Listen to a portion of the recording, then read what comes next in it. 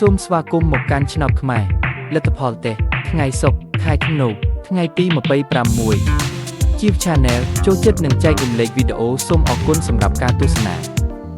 ចំណាំនេះជាវីដេអូសាកល្បងឆ្នោតមិនមែនជាលទ្ធផលផ្លូវការទេសូមទស្សនាជាឯកសារយោងនិងកម្សាន្ត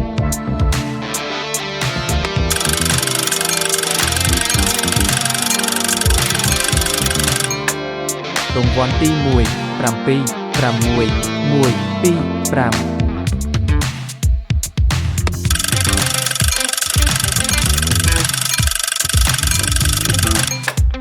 រង្វាន់ទី2 9 8 1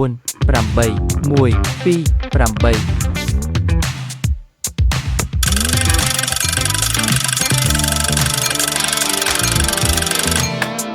រង្វាន់ទី3 5 5 6 1 1